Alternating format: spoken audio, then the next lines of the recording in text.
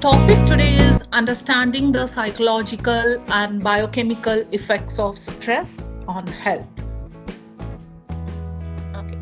So one more thing is, apart from heart, increased blood flow to heart, lungs and all that. Okay, that is one side. One side, what's happening is sympathetic nervous system activation. It diverts blood flow away from, not towards, it's away from the gastrointestinal tract. Blood flow is important for the normal functioning of our gut, that is our stomach, intestine, and proper digestion, absorption of nutrients and all that. What is important is proper supply of blood flow is very, very important.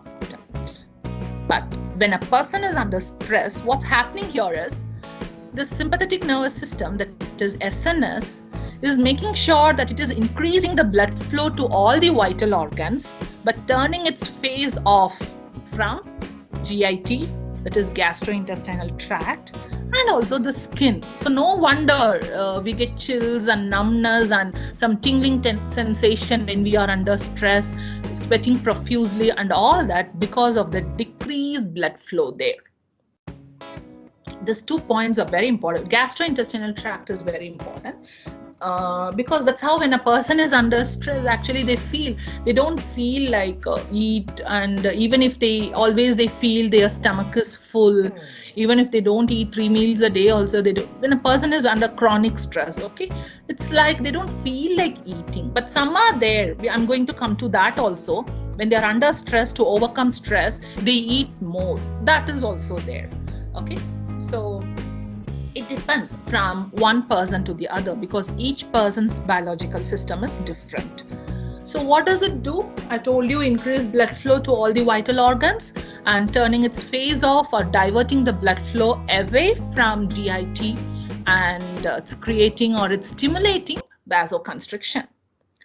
And also what does it do is SNS, it releases adrenaline and noradrenaline hormones. We call that as stress hormones, adrenaline, noradrenaline, and also cortisol also. Actually, if you see adrenal gland, the adrenal, it is of adrenal cortex releases cortisol, and adrenal medulla, it releases this epinephrine and norepinephrine, that is the catecholamines. So the sympathetic nervous system, it triggers the adrenal medulla gland and also the adrenal cortex also, and it starts to release, our body releases stress hormones, that is epinephrine and norepinephrine. So what does it do? Stress hormones, what does it do? Actually, immediately, it's when a person is under prolonged time of stress, if you see, for a long period of time, if that particular person is under stress, then what happens is a biological system starts to produce so many pro-inflammatory cytokines, which includes tumor necrosis factor, which includes interleukins. So when I say pro-inflammatory cytokines, these are inflammatory molecules. What does it do is, when it's not going to be treated or taken care of for a long period of time, this might lead to the progression of cancer, because it is stressing the cell, and finally the person might end up with cancer. Or if a person has already cancer, and because of he's under stress, thinking that he or she has got cancer, and every day thinking about that again and again, it's going to aggravate the cancer. So there are like 2 ways also we can keep it like. So it's going to stress the cells. One is cancer, then the rest are so many things, even diabetes,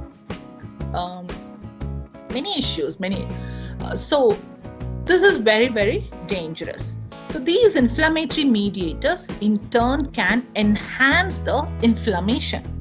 So this inflammation, if this cytokines, if this pro-inflammatory cytokines, including TNF, that is tumor necrosis factor, or interleukins, or any other inflammatory molecules, it's going to affect the heart, then it's going to, the person might end up with heart disease. If it's going to affect their skin, then then it's going to come out with they say there is one article which says that a person who is under stress, obviously stress hormones are going to be released to be taken care of. It has a direct role or an indirect role in the production of oil from the sebum gland. So those people might actually experience acne, pimples, or any boils or cellulitis, inflammation in the cells, skin related issues, rashes, irritation. Sometimes they say because this of continuous stress, the person is under continuous stress, it's affecting his nervous system. So, which in turn it's going to affect his sensory nerves also, which is responsible for pain. So, if that's the case, even if he doesn't have pain, because his nervous system is damaged, he might actually assume as if his legs are paining, his hands are paining, his limbs are paining, his shoulder is paining, his neck is aching, so many things. Okay, so these are some of the harmful effects that could happen if a person is under stress for a long period of time.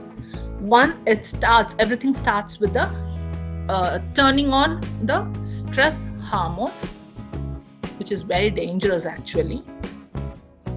That might lead to the production of inflammation. Then it continues.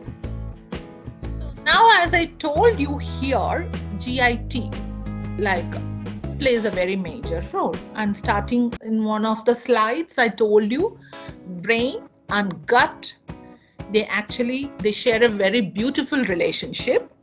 That's the mediator, or you can say the broker, or someone who plays a major role is the microorganism, which connects the gut or stomach and the brain, the mediator that helps in this beautiful relationship connection.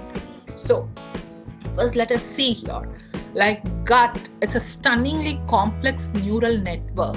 It's very much capable of leveraging this bacterial ecosystem. We all know that our gut, it has trillions of bacteria. We have both beneficial and harmful bacteria together. And how we are and what food we eat and how our behavior is, accordingly, actually speaking, there is a balance between this beneficial and harmful. But as per our thoughts, as per of what we eat and how we react, because of these factors, there can be an imbalance. So if this beneficial is going to be high, no issues. But because of our behaviors and thoughts and everything, sometimes this beneficial microorganism, their level goes down, bringing up the harmful bacteria, and there comes the issue. So if you see here, bacteria teeming in the gut, that is collectively we call that bacteria in the gut as microbiome, that particular concept, the bacteria in the gut. It can affect not only the gut but also the mind. So how? This connection we call it as microbiome gut-brain axis.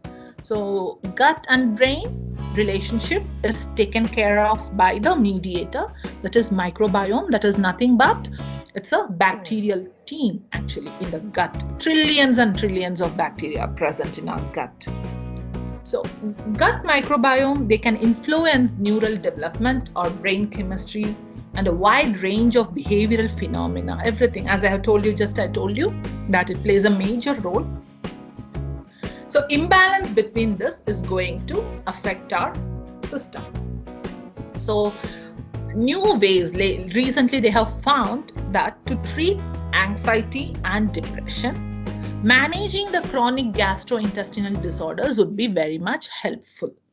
So this is the intro for this particular gut-brain connection. Actually, this is what is happening. That is, when there is an altered microbiome, actually, this is an altered microbiome. What happens is, what to say is like these microbes, they release chemicals. Okay, naturally speaking, in a very healthy person, if you see, he will be enriched with beneficial, like a very good bacteria that is not going to harm him in any way. So these bacteria is going to release chemicals, that is neurotransmitters.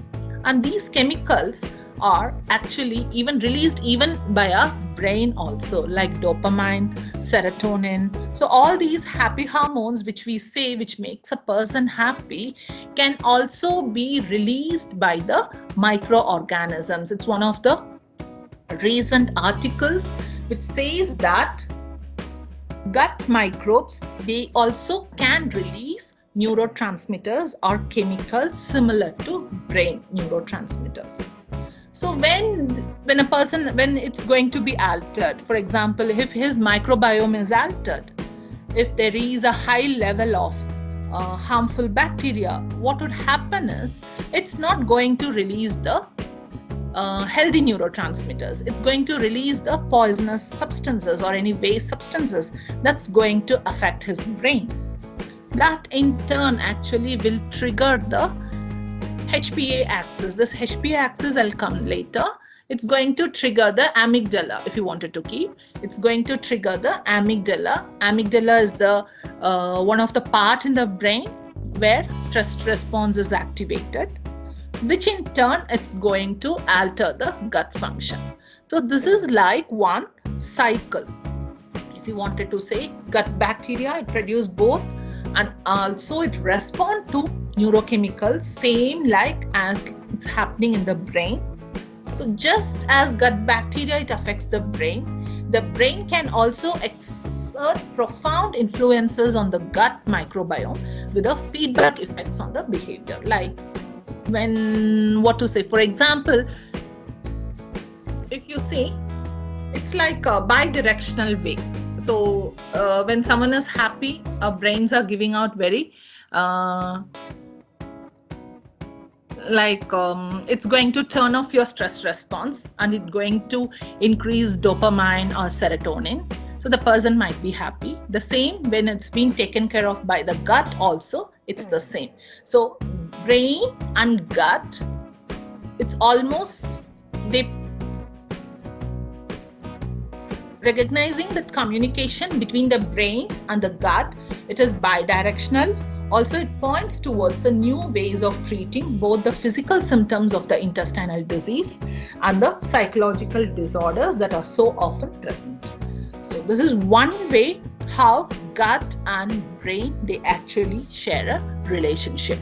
So often now, actually, if you see some of the articles, they claim that even we can refer gut as the second brain because it has so much of influence on our brain. This is HPA axis. So I was telling you here, anxiety, depression, it's going to activate the HPA axis here. So I'm going to that concept now. So HPA axis, hypothalamus, pituitary and adrenal cortex. This adrenal cortex is present in the kidney actually. So when this hypothalamus is activated due to stress, it releases corticotrophin releasing hormone, which in turn activates anterior pituitary, which in turn activates adrenal cortex, which releases cortisols and also catecholamines, that is epinephrine and norepinephrine. So again, there is a negative feedback here. That is, once the body is has got enough stress hormones, that goes and triggers the hypothalamus saying, I'm already enough, please stop your secretion.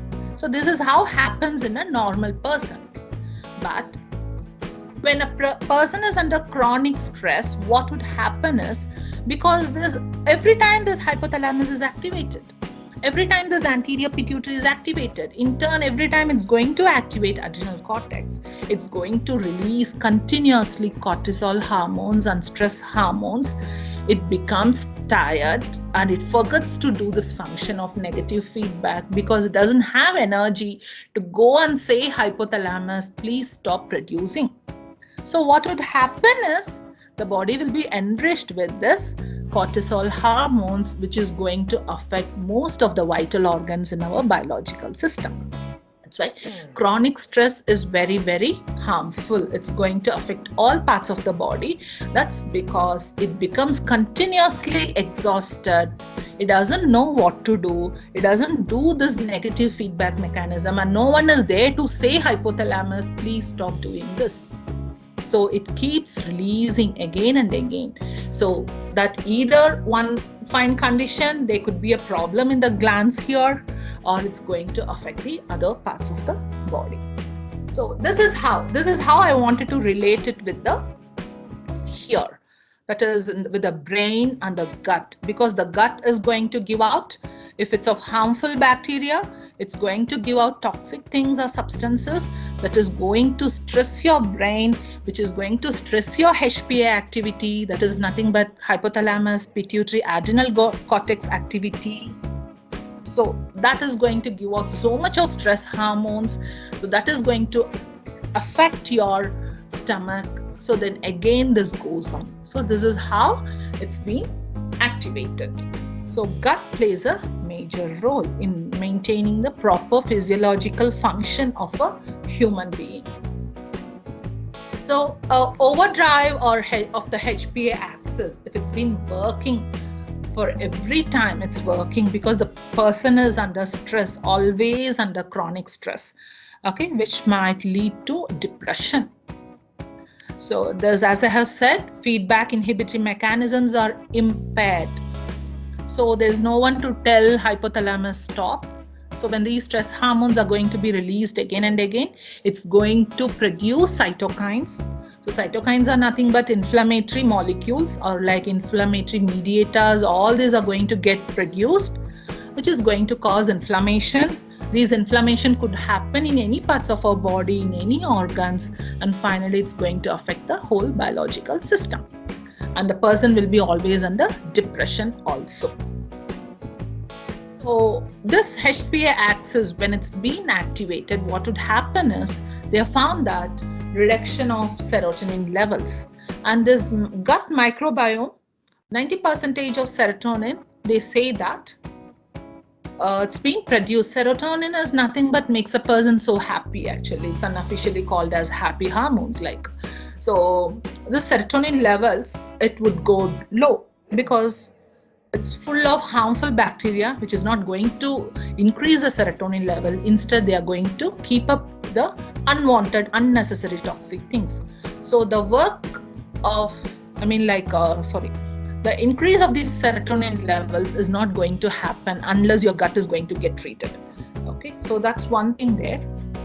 And the other one thing is cortisol, a steroid hormone. I told you it's a stress hormone, one of the stress hormones also. It's a steroid hormone.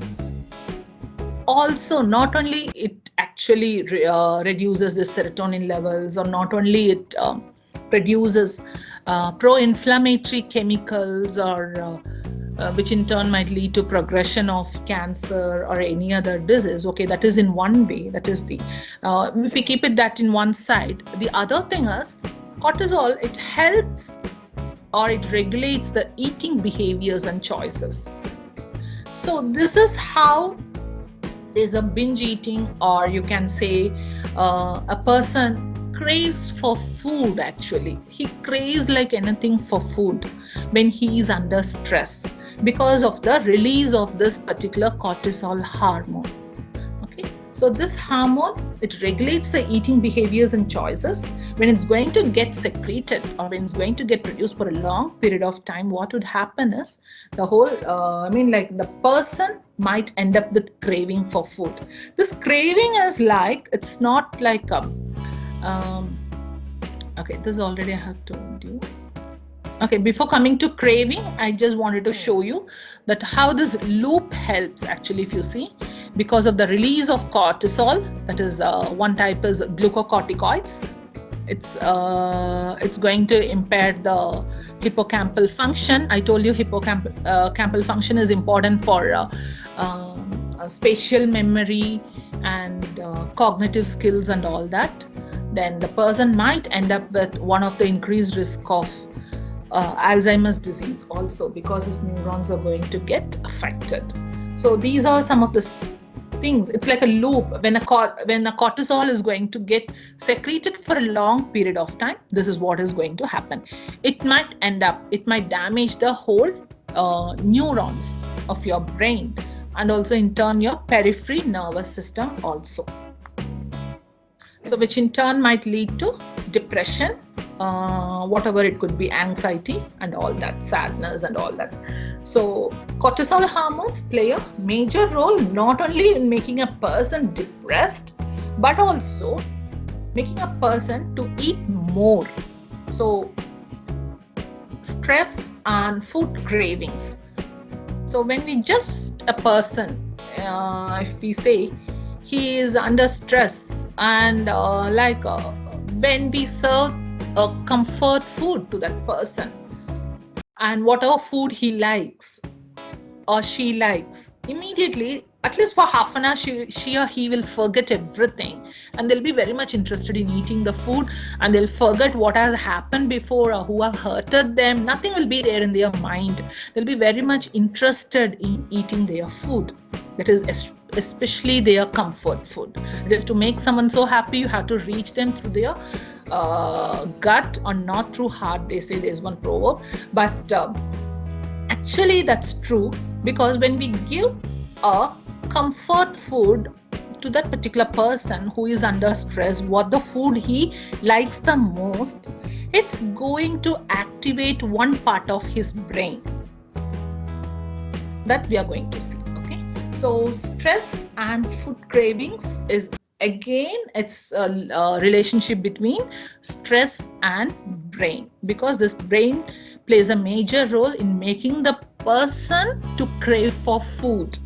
Especially, it's not normal food, that is a food rich in sugar, food that is rich in fat, because these food actually is going to make the person more happy actually, which gives them more pleasure, because as soon as they eat this high food that is rich in sugar or in fat, this particular chemicals, this particular biomolecules that's present in the food, it's going to activate one part of their brain that's going to make the brain to secrete dopamine and serotonin also, which is nothing but will make the person so happy. They are called as happy hormones. We all know that. So they have found that they haven't done this with, they have done this experiment with mice, rodents and all that they started to behave aggressively when they were under stress. When these rodents, mice and all that, when they were triggered with some stresses, they were acting so aggressively, so weirdly. But one set actually, both triggering them with the stresses and giving them the food they like the most. When they compare this aggressive behavior, the aggressiveness is very much low. The percentage is very low in the group which has been given their own comfort food. So that is not it's like we cannot do this. They haven't done this in human beings, but psychologically, yes, some with using some steady questionnaires and all that. But using this animal studies, they have come out this. Okay, so similarly, in naturalistic settings also, people with high cortisol reactivity, they report they have a greater snacking in response to daily stressors. Just now I told you cortisol, it plays a role. When a person is under stress, of course, is going to turn on his stress hormones. Stress hormones, one is cortisol, which is very much responsible in regulating his eating behaviors. So this is one thing. So just next thing is I wanted to show you, whoever is seeing there. Okay, now as soon as you see this, all these are desserts. So if a person who likes sugar a lot, who likes sweet a lot, okay, he is very much stressed. But as soon as seeing this only, he or she will be like, okay, fine, let me go and have, he or she will forget what has happened before. Let me go and have a piece of cake, or let me go and have something like what he likes. Okay, so high sugary compounds, as I have told you, it activates one part of your brain. Okay, so this is one thing. As soon as you see only, we will feel like as if we are de-stressed. So optic nerve plays a major role, because when we see this picture, it sends a signal to your brain. Immediately it gets activated. Immediately we feel, okay, I wanted to have this. Okay, so stressed or spelled backwards is desserts. This is like coincidentally, actually it should be a coincidence, but I thought it's really very much apt for this. When a person is under stress, when he take desserts that are very high in sugar, of course it's going to bring down his sugar level. But it's very harmful actually. I'm not just saying you, whoever is under stress, let them have sugar or sweet, they will overcome stress. No, that's going to actually aggravate it later also. So this is not one of the management therapies, but this is how the brain behaves is what I'm trying to say. The next one.